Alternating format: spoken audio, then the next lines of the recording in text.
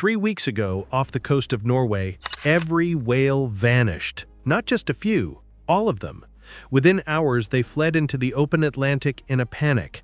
Norwegian marine biologists were baffled. Then came the second clue. Coastal seismographs detected a vibration.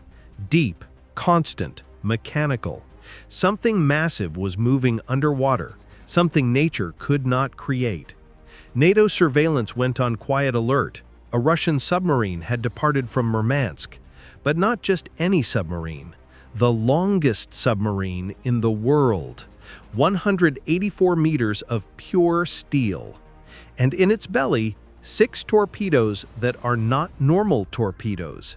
Each one is 24 meters long, the size of a city bus, powered by its own nuclear reactor, guided by artificial intelligence, capable of traveling 10,000 kilometers underwater, and armed with a warhead that can generate a 500-meter-high radioactive tsunami wave.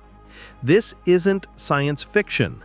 This is the Belgorod, Russia's newest submarine, and its weapon is named Poseidon, after the god of seas and earthquakes.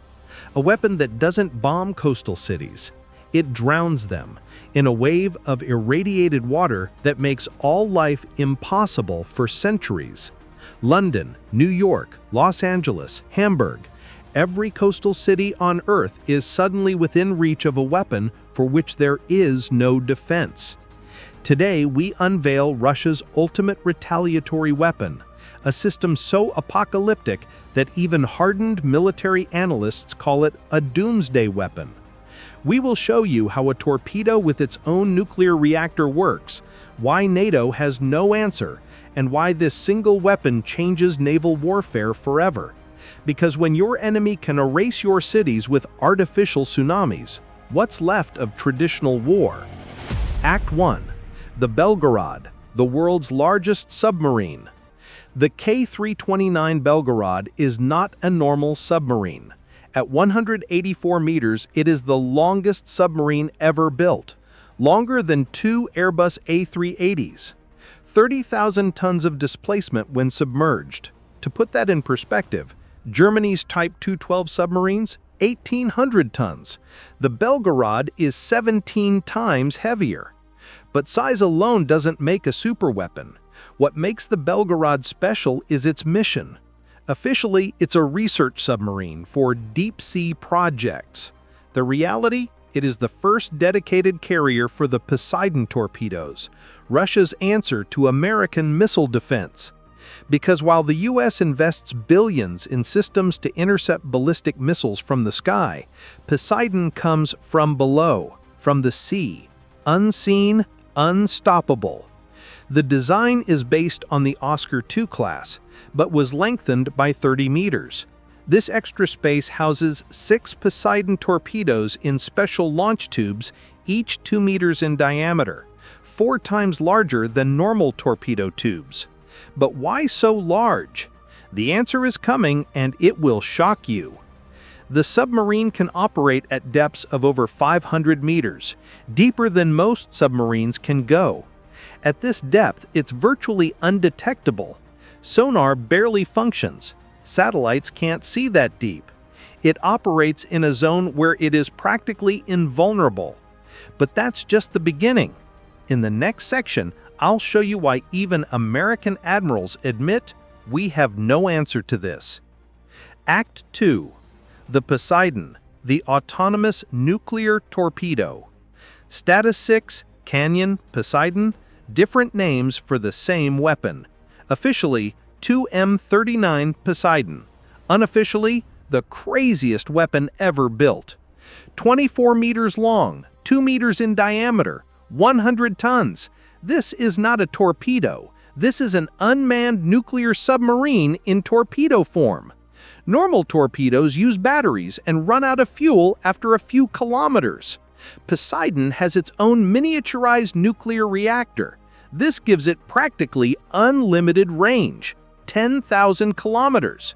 It could launch from the Arctic, travel under the Atlantic, circle South America, and approach Los Angeles from the south, a route no one would expect. Its speed is just as terrifying. over 100 knots. That's 185 kilometers per hour, underwater. Poseidon is twice as fast as any interceptor torpedo. It also operates at depths of over 1,000 meters, deeper than any manned submarine can go. It uses the deep ocean as its shield.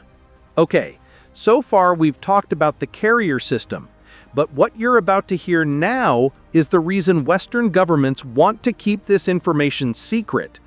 The next 90 seconds will explain how a single torpedo can make an entire coastline uninhabitable, and why there is no defense. Stay tuned, this is critical. Poseidon carries a thermonuclear warhead. The estimated yield, 2 to 100 megatons, 6,000 times more powerful than the Hiroshima bomb. But Poseidon doesn't detonate over a city. It detonates underwater, just off the coast. What happens next is what physicists call an artificial tsunami. The explosion displaces billions of tons of water.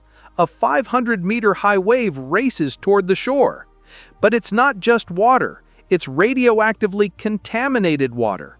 Cobalt-60 in the warhead ensures that anything the wave touches remains irradiated for centuries. A Scilly isn't just destroyed, it's erased. If you want to learn more about world-changing weapons, subscribe now and hit the bell, because what comes next is even more frightening. Act 3. The Impossible Defense. The NATO alliance has the best anti-submarine system in the world, SOSUS, a network of underwater microphones. But Poseidon isn't a submarine. It's smaller, quieter, and can travel below the thermocline, a layer that reflects sonar. There, it becomes invisible. It travels slowly, silently, at 20 knots. Its nuclear reactor can run for years. It's in no hurry. It reaches the coast, but it doesn't attack. The onboard AI waits for a storm, for a crisis. And then, without warning, it accelerates to 100 knots. The final 100 kilometers in 30 minutes. No time to react. Countermeasures. Interceptor torpedoes? Too slow. Deep-sea mines? Poseidon's AI can navigate around them. Submarine nets? It will cut through them. A defensive nuclear explosion? That would irradiate your own coastline. It's a checkmate scenario. Every defense is either useless or self-destructive. But the true power of Poseidon isn't just its destructive force. It's something far more insidious. Act 4. The New Doctrine of Terror. Poseidon changes everything. It turns the ocean itself into a weapon. Aircraft carrier strike groups, the backbone of American power, become vulnerable. A single Poseidon could eliminate an entire carrier group. Naval bases, perfect targets, Norfolk, Pearl Harbor, San Diego, all within reach of a weapon for which there is no defense. Russia has never hidden Poseidon's development. They released videos. It's deterrence through terror, and it works. Remember the uncertainty from the beginning? Was it an attack, an accident, a terrorist act? A Poseidon strike leaves no missile trail, no satellite warning, just an explosion. This creates paralysis. And here's the part Western media ignores. Poseidon is a retaliatory weapon. Russian doctrine is clear. Nuclear weapons are only used if the existence of the Russian state is threatened. Poseidon is the guarantee that such an attack is suicide. There are even rumors of more extreme versions, a Poseidon that doesn't explode, but waits on the seafloor for years, a sleeper agent waiting for a signal, or worse, an eponymous Poseidon, programmed to retaliate automatically if Russia is decapitated. The ultimate dead-hand weapon. Conclusion: the Belgorod and Poseidon are more than just weapons. They are a reinvention of war, a demonstration that Russia is willing to cross lines others dare not. The whales off the coast of Norway were right to flee. They sensed what was coming. A new era where the oceans don't separate, they threaten. Where every coast is a front line. What do you think? Is Poseidon the ultimate deterrent or the beginning of the end? Could the West ever develop a defense?